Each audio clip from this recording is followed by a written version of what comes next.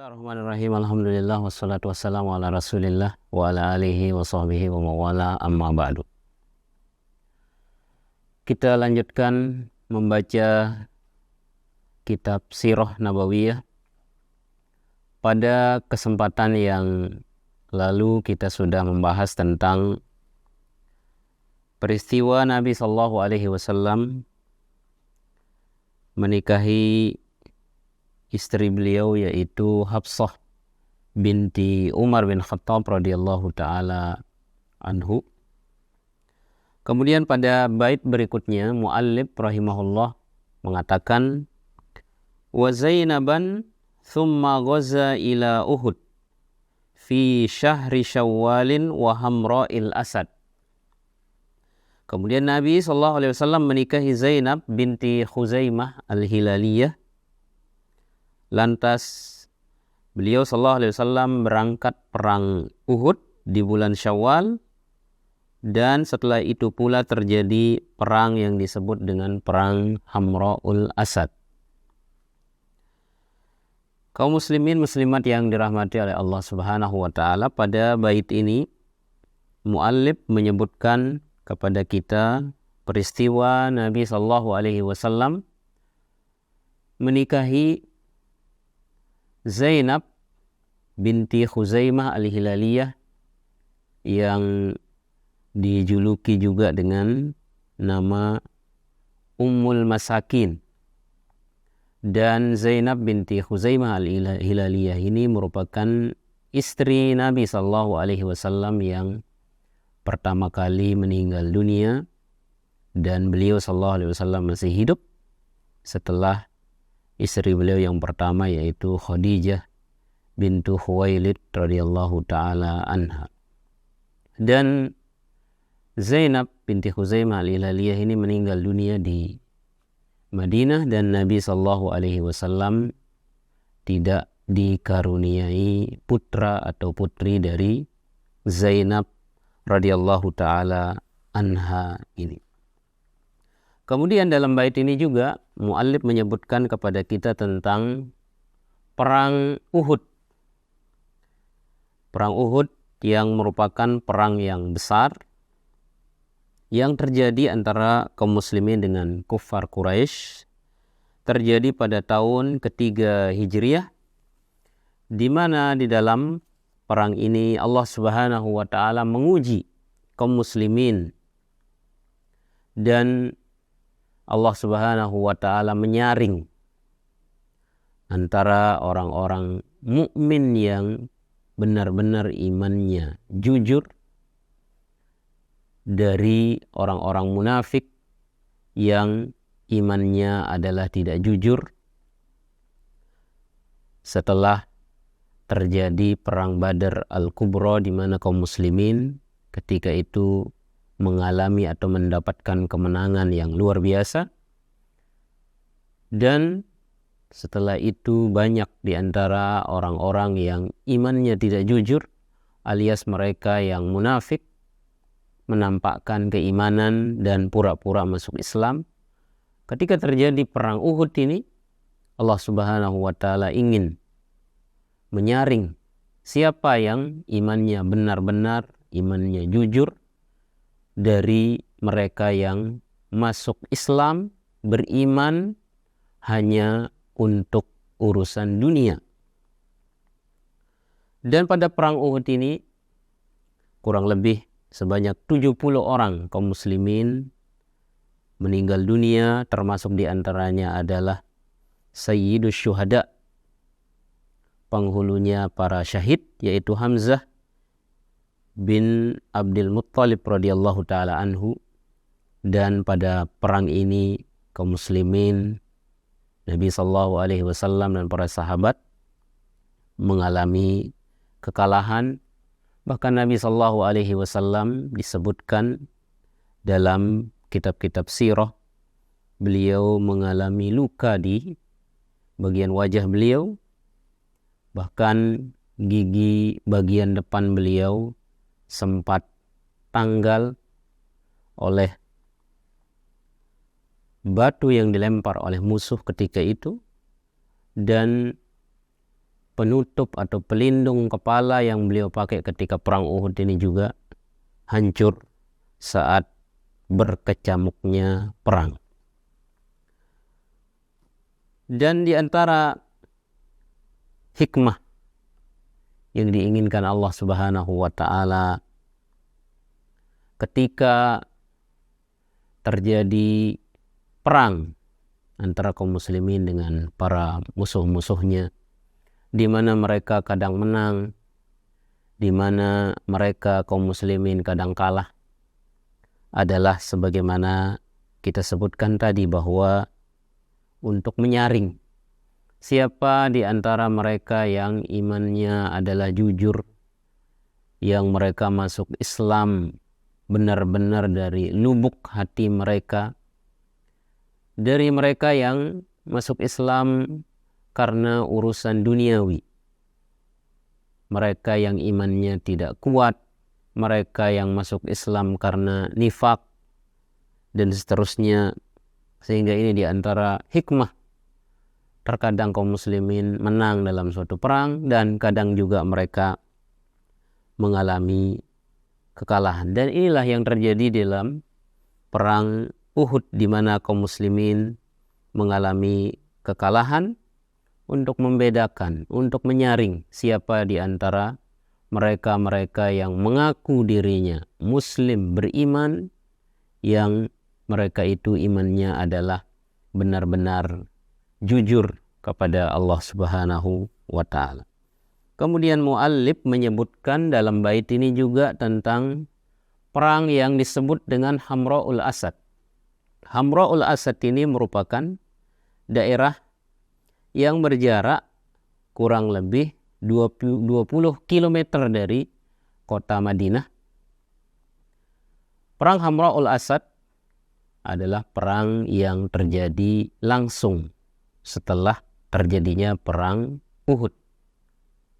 Terjadi perang Uhud, kemudian keesokan harinya Nabi SAW mengajak kaum muslimin, khusus kaum muslimin yang kemarin ikut dalam perang Uhud, itu diajak oleh Nabi SAW untuk mengangkat senjata lagi, pergi berperang, dan inilah perang yang disebut dengan perang Hamra'ul Asad. Kita bisa bayangkan kondisi keadaan kaum muslimin di mana mereka ketika itu dalam kondisi lelah, dalam kondisi letih. Bahkan banyak di antara mereka yang dalam kondisi terluka parah. Langsung diajak oleh Nabi SAW keesokan harinya untuk kembali berperang, mengangkat senjata. Namun apa yang dilakukan oleh para sahabat? Apa reaksi para sahabat diajak perang lagi? Mereka radhiyallahu ta'ala anhum bersegera langsung mengikuti apa yang diperintahkan oleh Nabi SAW. Inilah yang dipuji oleh Allah Subhanahu wa taala di dalam Al-Qur'an terkait dengan loyalitas luar biasa dari para sahabat yang langsung mengikuti perintah Nabi SAW untuk ikut perang setelah di hari kemarinnya mereka lelah juga berperang, bahkan mengalami kekalahan. Allah Subhanahu wa taala berfirman tentang hal ini, alladzina istajabu lillah war rasuli min ba'di ma asabahumul qarh lilladzina ahsanu minhum wattaqau ajrun azim. Orang-orang yang mentaati perintah Allah dan Rasulnya setelah mereka ditimpa luka, setelah mereka kalah dalam perang Uhud, mereka diajak perang langsung mengikuti perintah Nabi SAW untuk mengangkat senjata kembali. Allah Subhanahu wa taala memuji mereka dengan berfirman, lilladzina ahsanu minhum wattaqau ajrun azim. Bagi mereka yang berbuat baik dan bertakwa akan mendapatkan pahala yang besar di sisi Allah Subhanahu wa taala. Jadi perang Hamra'ul Asad, perang yang terjadi langsung setelah terjadinya kekalahan kaum muslimin dalam perang Uhud. Perang ini memiliki beberapa hikmah yang luar biasa. Pertama, bahwa perang ini atau melalui perang ini Nabi Sallallahu Alaihi Wasallam ingin mengirimkan pesan kepada orang-orang kufar Quraisy, yaitu bahwa semangat juang dan kekuatan kaum muslimin dengan terjadinya perang Uhud belum berakhir. Kaum muslimin masih kuat, masih siap untuk berperang dan menghadapi kufar Quraisy. Dan di antara kecerdasan Nabi Sallallahu Alaihi Wasallam yang muncul dalam perang Hamra'ul Asad ini, bahwa Nabi Sallallahu Alaihi Wasallam mengajak para sahabat untuk kembali mengangkat senjata. Begitu mereka selesai dari perang Uhud, beliau ingin mengangkat mental dan semangat juang kaum muslimin yang bisa jadi kendor, yang bisa jadi hilang disebabkan kekalahan yang terjadi pada perang Uhud di hari kemarinnya.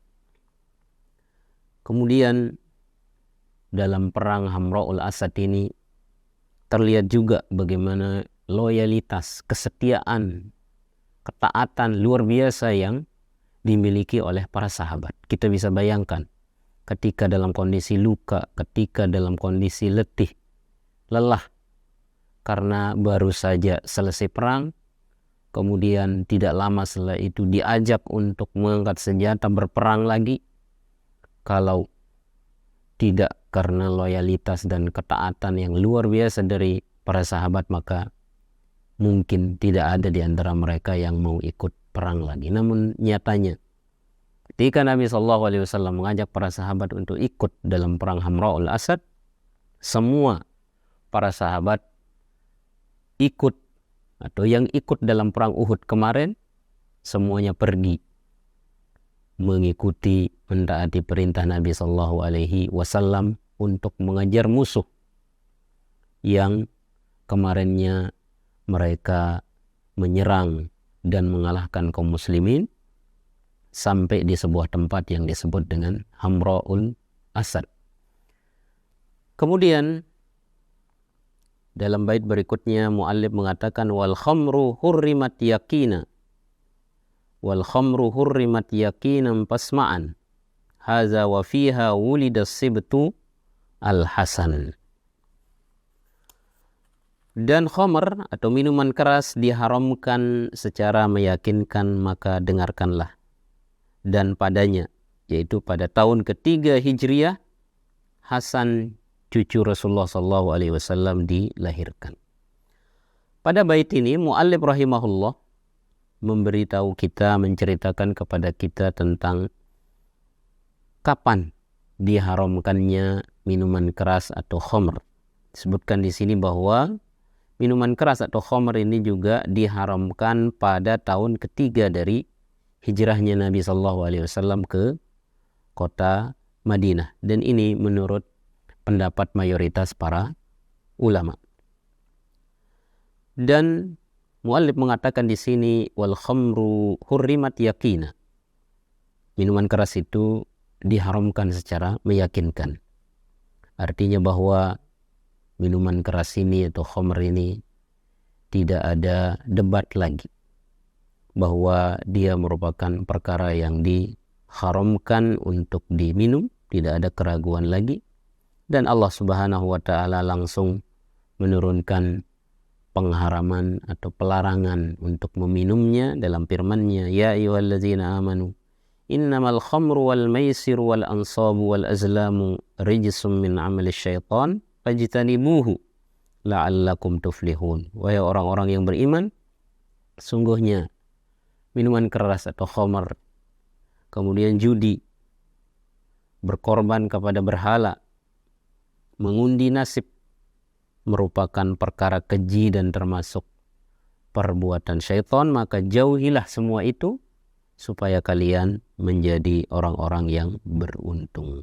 Kemudian dalam bait ini juga muallif mengatakan tadi wa fiha ulidas sibtu Al-Hasan. Dan di tahun ini juga, yaitu di tahun ketiga Hijriah, cucunda Nabi Shallallahu Alaihi Wasallam yang bernama Al-Hasan, yang kunyahnya adalah Abu Muhammad, yang bernama Al-Hasan bin Ali radhiyallahu taala anhuma, dilahirkan, yaitu beliau dilahirkan pada tahun ketiga Hijriah. Semoga ada manfaatnya. Wassalamualaikum warahmatullahi wabarakatuh.